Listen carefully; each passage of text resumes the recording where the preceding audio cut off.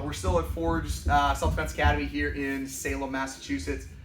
Dennis is the owner. Damien, from what I hear, does everything. Anyway, Damien's joining me today. We're going to look at a couple of takedowns. I've been playing a lot, and you've seen like a lot of the videos coming out lately with like this toe-in style step, and then also a box step we've been playing a lot with. So we're going to look at the toe-in step. We're going to look at 3 takedowns that I've been hitting.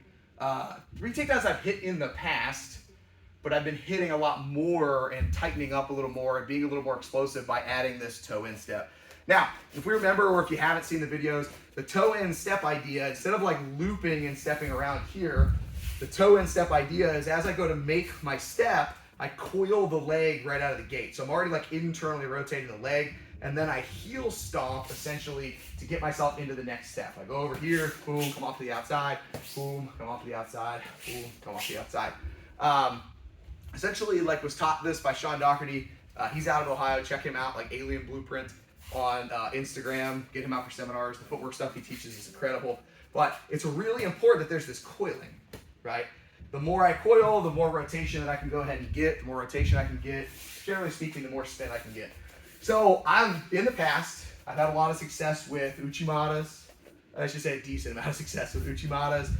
If I have an underhook, I can come across and hit, like a decent hip toss. I'm sure there's a more fancy name for that. And then also like a head and arm, usually like based off like a harai, like coming across the outside. And I've had success with all of those. Where this rotational work comes in and where the footsteps comes in, at least for me, so I'm just speaking off of experience now, is getting even more of that off balancing that we're oftentimes looking for in jiu-jitsu, judo, and wrestling, right? So for instance, if right out of the gate, if we look at like an overhook position for an uchimata, usually when people think about an uchimata, they step in, right? So we have like step, step. Now again, I'm going based off of the things I was taught, the way I was taught. So usually we go step, step, or step, back step to go to get that position. And then I'm gonna go ahead, clip through, lift over top of the leg, get him to off balance, and then step myself over. Where I've been changing this a little bit and adding this toe in step is I'm gonna enter here, toe in. Now, as I go to let that heel drop, my hips are already driving backwards. The angle of my hip has already changed, so my leg's out this direction. If I'm here and I try to back step, this is a little bit awkward for my hips, right? And again, I'm speaking off of experience from me. This is a little awkward. If I have my foot here, then stepping back here is a lot less awkward. I'm a lot more angled, I'm a lot stronger. So by making that toe in step, as we go, I'm already getting more freedom out of my hips and rotation, starts to twist him offline, gives me a better shot to then make my lift and my elevation, right? So if we were to actually set this up, instead of stepping here, I'm stepping here, right, to make my big toss from that perspective. I get a lot more lift. I've noticed I get a lot more lift that way. I get a lot more off-centering with him that way. And it's just coming from the difference between this and the difference between this. Okay? That's my ability to open and rotate, which can be pretty powerful with that. Same exact idea coming off of like a good head and arm, right? Like this position out here. So I'm coming over the top. Usually I'll find myself framed in like half collar ties. I'll punch this over, get him to go ahead and crush. And in the past, again, I've kind of stepped in and across to try to lift. But what I've been doing lately as I've been getting this and playing around with this toe in step is that as I come across to go to here, I'm going to step in the same way. Okay? So now again, I'm going to be able to have more freedom to be able to foot stomp, get my hips to turn and open up, and be able to make that toss just a little bit tighter. Now obviously all the hand positions and grip positions and stuff like that is super important. So you should be tying those things in, playing around with them, all that. But I want to highlight specifically where I've had a lot more success, stepping, ball of the foot, toe in, over rotating, corkscrew in the leg, as opposed to forcing it.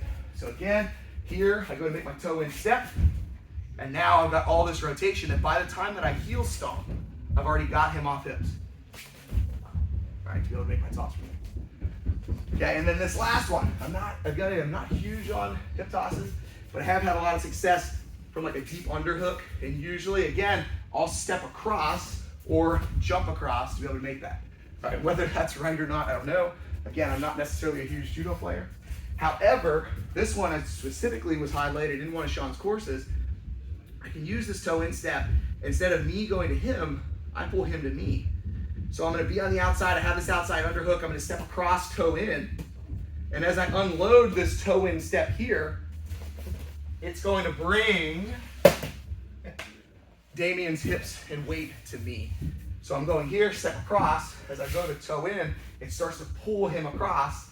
Now I can step across. I get a little bit more momentum. I get a little more rotation, and it's very impactful. So I'm here.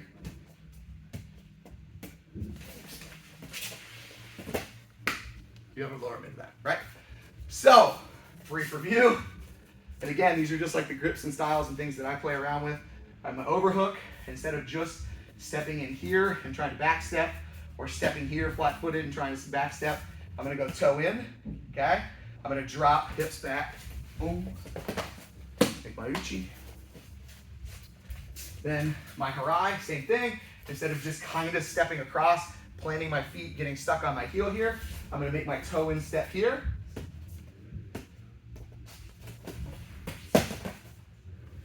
And then last but certainly not least, I'm gonna use that toe in step to create some momentum. Drive them across, okay? So again, check out Alien Blueprint on Instagram. Really cool stuff he's doing with footwork.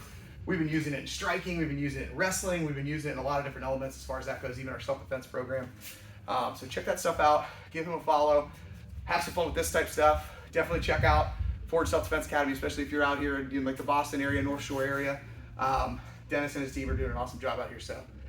Ooh, man, I'm tired. Okay. Thank y'all, see you next time.